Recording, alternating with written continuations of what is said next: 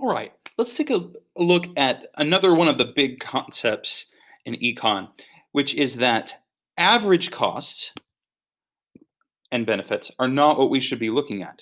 We should actually be looking at marginal costs and benefits, which begs the question, what is a marginal cost? Well, there's kind of a mathy definition, but we're going to kind of hold off on that for now.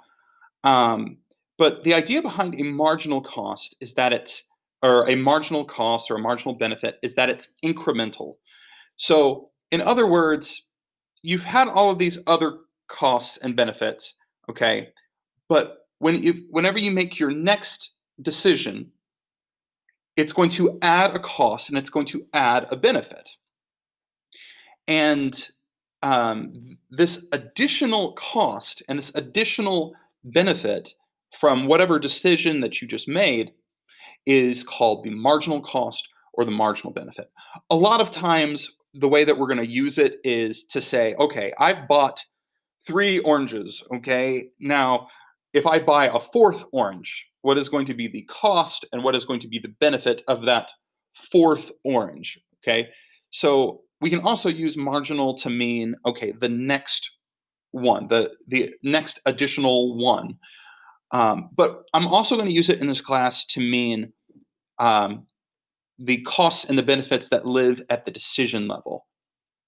And here's what I mean by that. Let's say I use this example a lot. There's free apps that you can get on the App Store, Play Store, whatever, and the costs of those apps is just the space that it takes on your phone, the time it takes to download it, and any time that you waste on an app that maybe isn't any good. Um, but the app starts out as being monetarily free, so that marginal cost they keep very, very low, and you get a pretty decent benefit because hey, this could be a fun game or whatever app that you've got. But or this could also be something like Netflix or something where you get a free trial, right?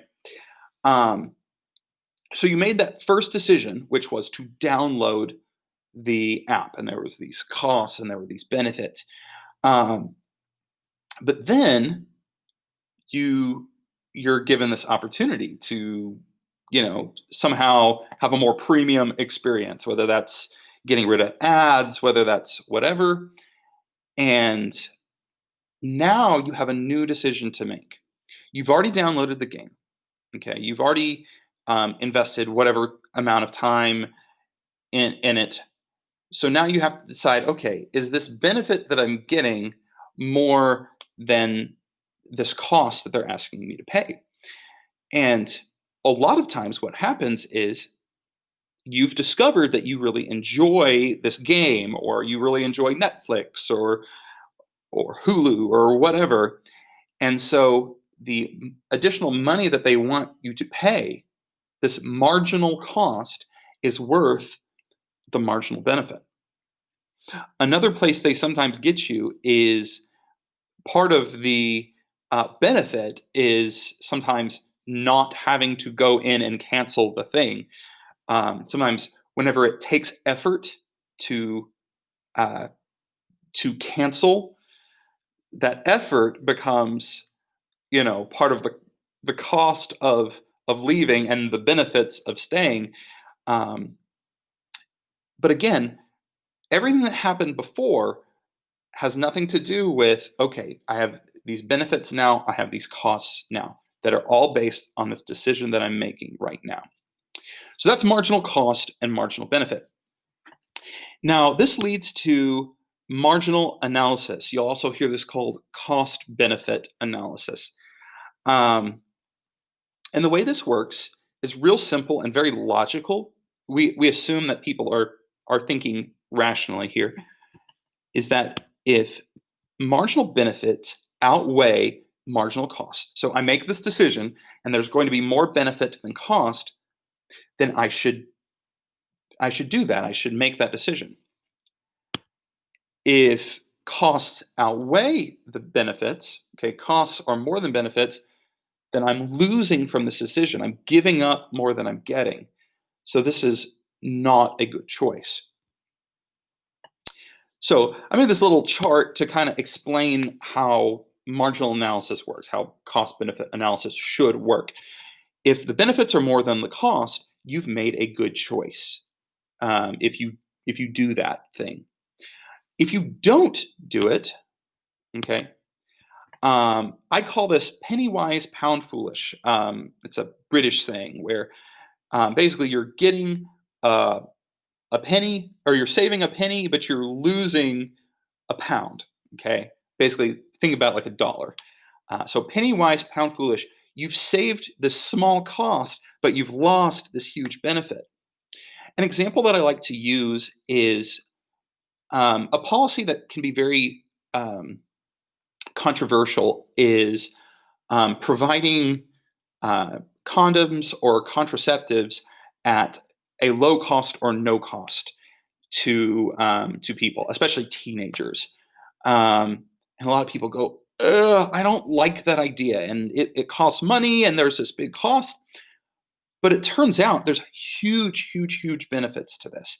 Um, Providing contraceptives to people who, especially, are low income, can save a lot of money from not having to pay for medical bills, not having to pay for, you know, um, sometimes foster care for unwanted children, um, and the costs of the contraceptives are just so low compared to these other costs that not doing these policies can be very expensive.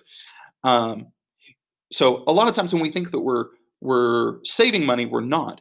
Another example would be a lot of times people want to defund the IRS. They want to give the IRS very, very, very little money.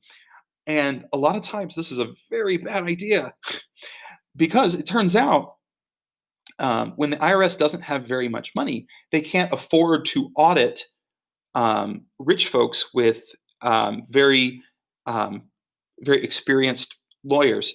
And really, the only people they can afford to audit when they don't have this money is middle class folks and poor folks. It's very hard for them to go after um, this big money. And if we were able to reclaim that money, um, a lot of times giving additional money to the IRS actually gets more benefits than costs as far as um, to the typical taxpayer.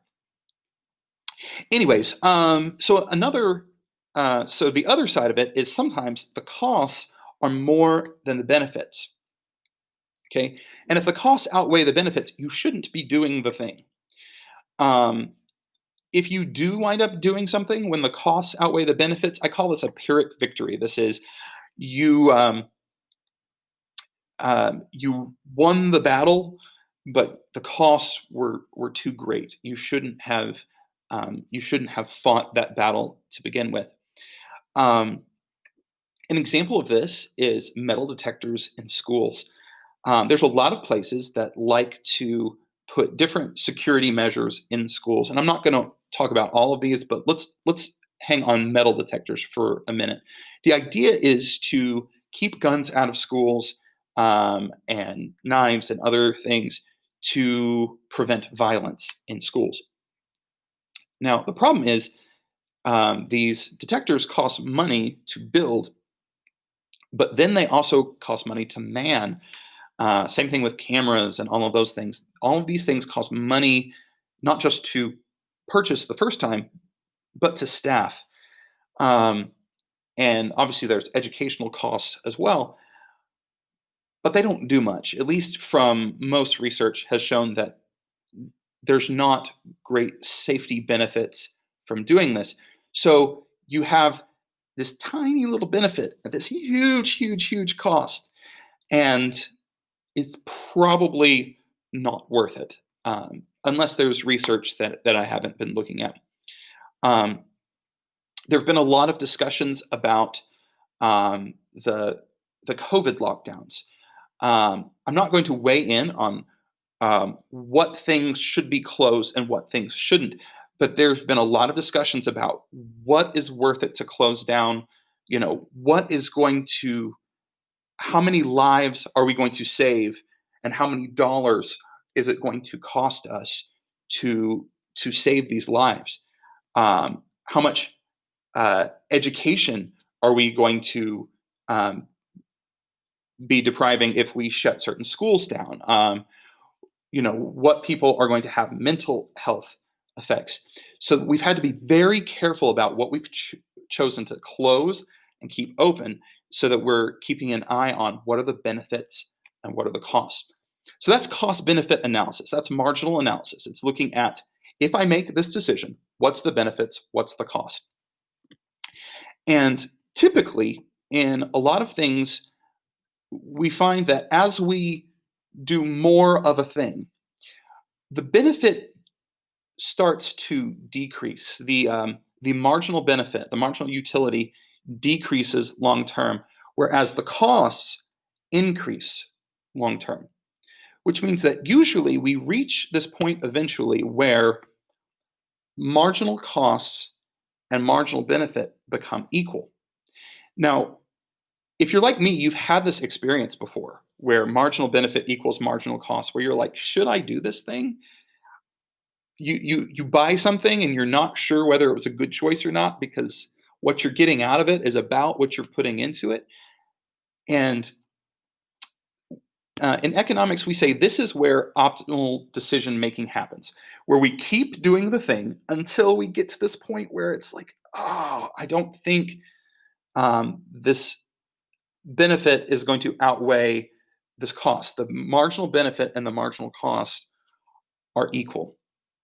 Okay, so that's what we call allocative efficiency, is where marginal cost equals marginal benefit. Now, I'm going to do a couple more examples of this, and we'll talk a little bit about sunk cost fallacy as well in the next video.